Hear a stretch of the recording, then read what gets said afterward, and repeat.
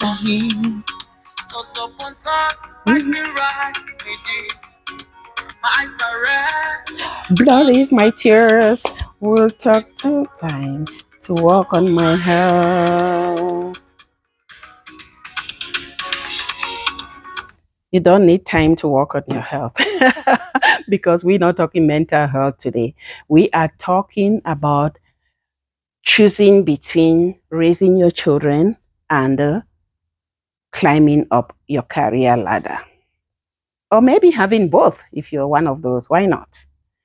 So I want to tell you a story. You remember, I have a book titled Stop Complaining and Bring Back Involved Parenting, right? In 20, between 2012 and 2014, when I was writing that book, I decided to interview parents. And for some reason, I fell on a grandmother. Her name is Jeanette. If you've read the book, please go back and read Jeanette's story. This grandmother and I, we had a lot of bonding. We bonded a lot. And she told me step by step how she raised her children. But when I came to interview her, she decided to tell me how she was now helping her children to raise their children. The reason I choose Jeanette's story for today's episode is because I was very touched. I left with a lot of questions that I couldn't put in my book because those were not the jurisdiction or because my interviews had boundaries. I didn't want to cross the boundaries and start writing about people's personal lives. But now that I'm doing talks on these, I thought it's very important that I bring this on as I allude to people's choices or people's confrontation to choose between building their careers and either raising children or building their children's careers. Why do I use Jeanette's story? Jeanette was a 68-year-old grandmother, whose first child was already in the late 30s, and the first child was already a teen. So it's one of those families where they had children early. And she said to me, from the time her daughter had her first child, she had to stop working because she wanted to help her daughter full time in Johannesburg. So she raised her daughter's 3 children until they were all in primary school. And then she went back into the job market. She couldn't get the job or a job that suited the career that she had before. At the time she was speaking to me, she was then a hairdresser, staying in her own house with her husband, not being able to support her husband full time, living hand to mouth, basically getting fuel from the daughters. She had 2. The other one now was also becoming a family woman, the younger one. So she was now getting help from the daughters, and she was now taking care of their children. I asked her why she decided to be a hairdresser, and she said to me, because that is a most flexible career, in her opinion, where she would still be there for her children and she would still be there for her grandchildren as well. It didn't sink in at that time. I didn't understand why a woman would give up her own career to be there for her children and now grandchildren. But what made it make sense to me and what made it make me want to use it today is because Jeanette had a lot of regrets in how she raised her own children, her 2 daughters. She said to me she was never there for them. She was never present. When she was present, she was chasing her work. She was chasing career. There was too much competition in the workplace. She needed to climb the corporate ladder. She didn't want to be left behind. And there was no help, like her own parents standing in for her, and she could not afford to pay domestic workers.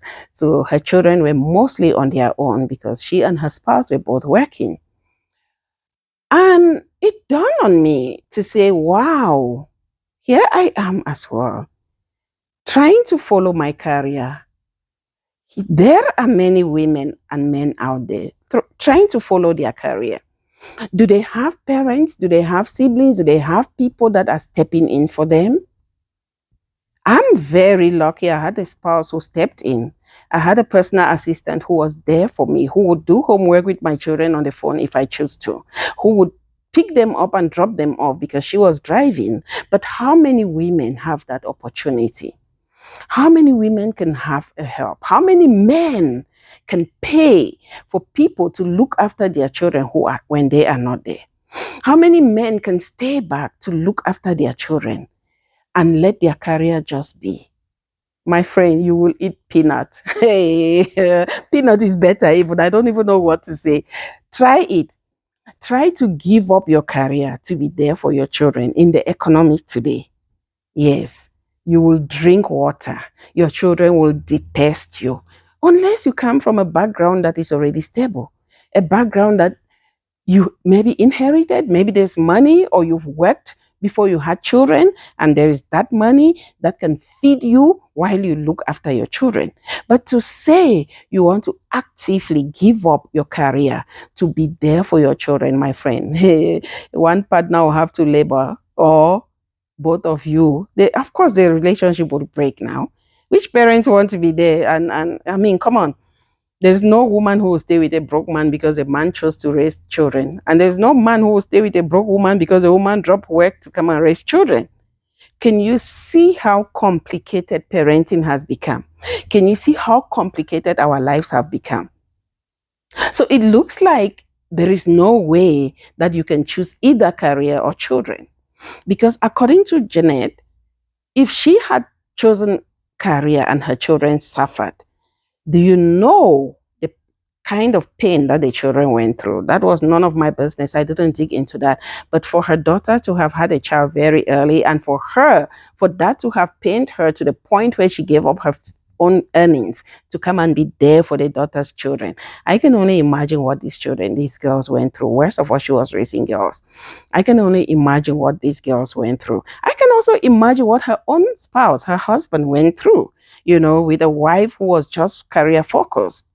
I can only imagine what all of them went through, what their relationship went through as a couple as well, So I might be babbling, but what I'm trying to say here is that you should look for ways to create balance.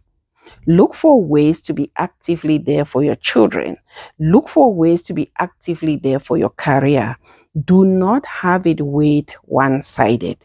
Most of us are high-heeled women and suit men or tie and suit men. We dress up, we go to our workplaces, we forget about our families, and then we come back home, we eat, we go to bed praying to wake up again and go to our workplaces. We do not look at our children in their eyes.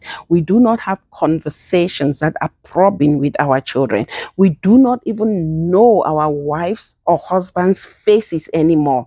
I once read a story that a man looked at the wife's hand and said to the wife, "Oh my God, when did you wrinkle?" And the wife said to the man, "When did your hands wrinkle?" And the wife said to the man, "My hands have been wrinkled for 15 years.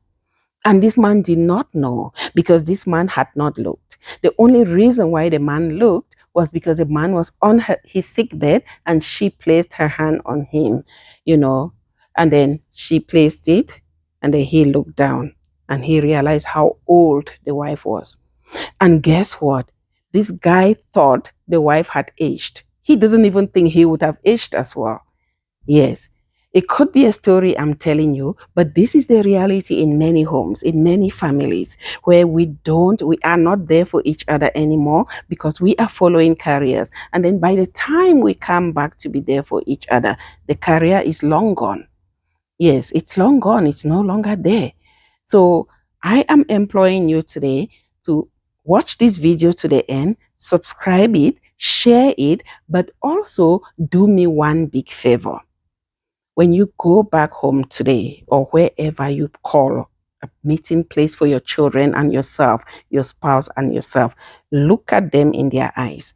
Tell them how much you are happy that you are there for them. And wish that they tell you they reciprocate. If they don't, it's fine. They have not watched my video. Let them watch the video as well. Because it is extremely important that as grown-ups, we are there for each other every time, because this life has no duplicate. And the things that we lose on our journey, whether we're pursuing career or we are focused on family, we will not get them back in exactly the same way. We can try, but they will never come back in the same way. Thank you so much. My name is Victorine Bongshu, and I'm glad to have you in this channel. Bye-bye.